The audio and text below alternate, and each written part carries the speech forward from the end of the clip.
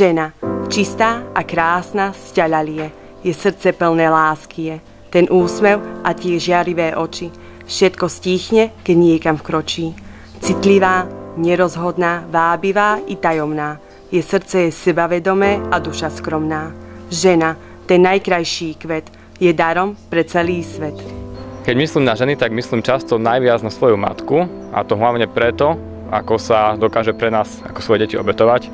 A to hlavne tým, že častokrát pracuje od rána do noci, doslova. Málo kedy nás vidí iba kvôli tomu, aby sme sa mali my dobre. A je to hlavne tá obeta. Tak najvzácnejšie je pre mňa asi tá úprimnosť. V prvom rade asi úprimnosť. A to, čo je taká milá. A také vlastnosti, ktoré ženu robia ženou. Že je vlastne citlivá a pozorná.